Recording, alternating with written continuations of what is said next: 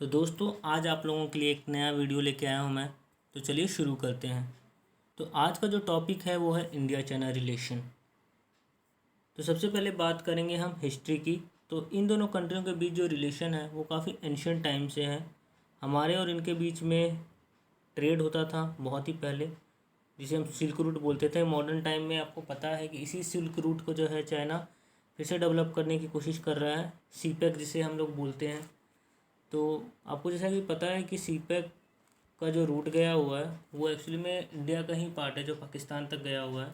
कुछ उसमें चाइना ने कब्जा कर रखा है और कुछ पे पाकिस्तान ने।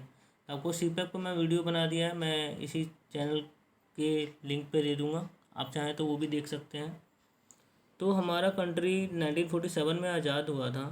तो हमने जो है, नेहरू जी का एक विज़न था रिसर्जेंट एशिया। उनका कहना था कि ये दोनों कंट्री जो हैं काफ़ी ह्यूज हैं, इनका पॉपुलेशन भी काफ़ी ज़्यादा है और दोनों कंट्री अगर मिलजुल के काम कर रहे हैं तो इनका ग्रोथ काफ़ी तेज़ हो सकता है। लेकिन आपको पता है कि आगे फिर क्या हुआ। हमारा कॉन्फ्लिक्ट हुआ तिब्बत में उनके साथ, और हमने और नेहरू जी ने और चाइना ने एक स्लोगन भी 1915 में दिया था, हिंदी चीनी भाई भाई। तो अब हम बात करेंगे वॉर और स्क्रिमिसेस की। तो सबसे पहले हमारा जो वॉर हुआ था 1962 में, और वो वॉर हम बुरी तरीके से हार गए थे। इस वजह से हार गए थे क्योंकि हमने कभी सोचा नहीं था कि चाइना हमारे ऊपर अटैक कर देगा। जैसे मैं आपका एक एग्जांपल देता हूँ, बहुत लोग सोचते हैं कि इंडिया ने ये नहीं किया वो नहीं किया, लेकिन आप अपने दोस्त के साथ जा रहे हो और वो आपसे अचानक से ही लड़ाई करने लगे तो आपको क्या ही समझ आएगा।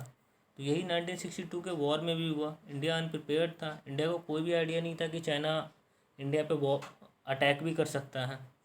चाइना ने अचानक से अटैक किया और इंडिया वो वॉर बुरी तरीके से हार गया था। और ये सब हुआ था तिब्बत के लिए। उसके बाद भी छोटे मोटे स्क्रिमिसेज हुए थे। तो सबसे एक ये 1967 का जो स्क्रिमिस है ये काफ़ी फेमस है, इसे चोला इंसिडेंट भी बोलते हैं। तो यहाँ पे जो तो यहाँ पे हुआ कुछ ऐसा था कि जो इंडियन आर्मी थी और वहाँ सेकंड ग्रेनेडियर थी, वो एक्चुअली में प्रोटेक्ट कर रहे थे। वो एक इंजीनियरिंग कंपनी थी जो कि फेंसिंग कर रहे थे नॉर्थ की। तो अचानक से चाइना के कुछ लोगों ने ओपन फायर कर दिया और ये फ़ाइट 5 दिन तक चली, जिसमें कि हमने चाइनीज़ को बुरी तरीके से हमने हराया। और उसके अलावा फिर जो सेकेंड इंसिडेंट 1967 में ही हुआ था, इंडियन गोरखा राइफल्स जो 7th बटालियन थी 11th रेजिमेंट की, उन्होंने देखा कि कुछ जो चाइनीज ट्रूप्स हैं वो चोला आउटपोस्ट जो कि सिक्किम में है वहाँ पे धीरे धीरे वो आगे बढ़ रहे थे। तो उन्होंने गोरखाज ने उन्हें कन्फ्रंट किया तो उन्होंने वॉर शुरू कर दी। तो यहाँ हमारे गोरखा भाइयों ने उनकी बुरी तरीके से उन्हें हरा दिया। 3 घंटे ये फाइट चली थी और चाइना ने फिर सीज़ फायर का दिखा दिया कि हम लड़ाई करना नहीं चाहते हैं। और 1987 में भी छोटा मोटा स्क्रिमिश हुआ था। और जैसे आपको पता है कि जो चाइना जो है हमेशा से पाकिस्तान को सपोर्ट करते आए हैं। 1965 वॉर में भी चाइना ने सपोर्ट किया था पाकिस्तान का, और साथ में 71 वॉर में भी किया था। और अभी की तो बात ही छोड़ दीजिए। अभी तो जैसा कि आपको पता है जो सीपेक जा रहा है वो इंडिया का ही पार्ट है। इलीगली पाकिस्तान ने ऑक्यूपाइड कर रखा है, लेकिन चाइना वहाँ भी मनमानी कर रहा है अपनी, और वहाँ पे भी बनाया जा रहा है। तो हमारे जो रिलेशन रहे हैं चाइना के साथ वो काफ़ी हॉट एंड कोल्ड टाइप रहा है, क्योंकि हमारा एक तरफ हमारे बॉर्डर इश्यूज भी हैं, वहीं दूसरी तरफ हमारा इकनॉमी भी है। दोनों कंट्रीज़ के बीच में जो काफ़ी ज़्यादा ट्रेड होता है, ये $100 बिलियन से भी ज़्यादा है, जिससे कि चाइना को ही एक्चुअली में फ़ायदा होता है। लेकिन इंडिया भी बहुत सारी चीज़ों के लिए चाइना पर डिपेंडेंट है। आपको जैसा कि पता है कि चाइना के जो प्रोडक्ट्स होते हैं वो काफ़ी चीप होते हैं, तो हम लोग भी उसे ही ख़रीदना प्रेफर करते हैं। और आजकल तो चाइना के प्रोडक्ट्स भी अच्छे हो गए। तो इस वजह से क्या है कि जो इंडियन मार्केट्स हैं उनको काफ़ी ज़्यादा नुकसान उठाना पड़ता है। तो अब हम बात करेंगे कुछ रीसेंट इवेंट्स की। तो सबसे पहले ये डोकलाम इशू है।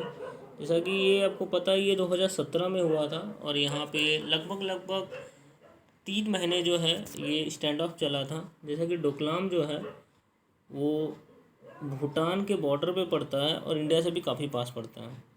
तो यहाँ पे ये आगे बढ़ रहे थे और इंडिया और चाइना के बीच में स्टैंड ऑफ हुआ था। चाइना इंडिया को डराने की पूरी कोशिश कर रहा था, लेकिन लास्ट में चाइना को यहाँ पीछे हटना पड़ा। और ये लास्ट ईयर की बात है जो गलवान वैली आपको जैसा कि पता है कि 1962 के वॉर के बाद जो है कभी गोलियां बहुत ही 67 के बाद कभी गोलियां नहीं चली।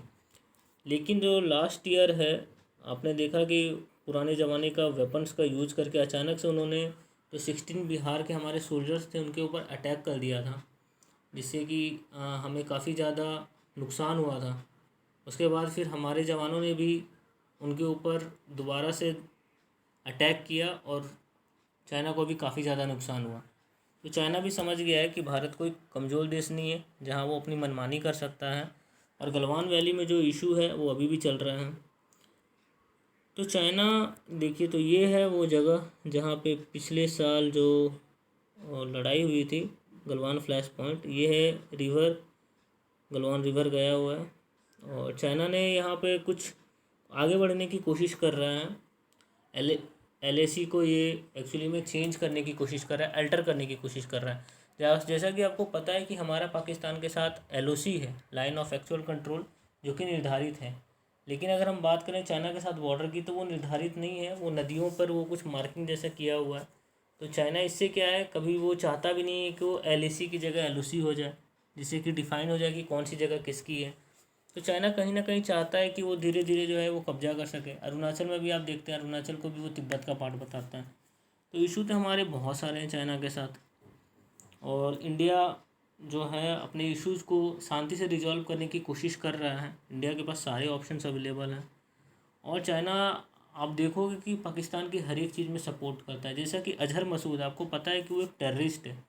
जब UN में रेजोल्यूशन लाया था इंडिया, US और फ्रांस ने कि जो अजहर मसूद है वो एक टेररिस्ट है, तो 4 बार चाइना ने उसे वीटो करके ब्लॉक कर दिया था।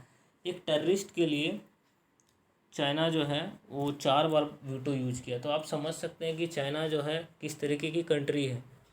खुद के वो कंट्री में तो देख रहे हैं कि वो यूगर के साथ वो क्या कर रहा है, लेकिन यहाँ आप देख सकते हैं कि भारत को परेशान करने के लिए वो किस हद तक जा सकता है। तो आज के लिए दोस्तों इतना ही। और एक और बात बोलना चाहूँगा, जो चाइना कोरोना वायरस है, इससे चाइना को जो है वो काफ़ी फ़ायदा हुआ है, आप कह सकते हैं। क्योंकि ये हो सकता है कि कोरोना वायरस उन्होंने खुद नहीं बनाया हो, लेकिन इन्हें ये ज़रूर पता था कि ये ह्यूमन टू ह्यूमन जो है ये ट्रांसफ़र होता है। तो ये भी एक डिबेटेबल टॉपिक ही है, जिसके बारे में हम किसी और दिन बात करेंगे। तो अभी के लिए इतना ही। Thank you.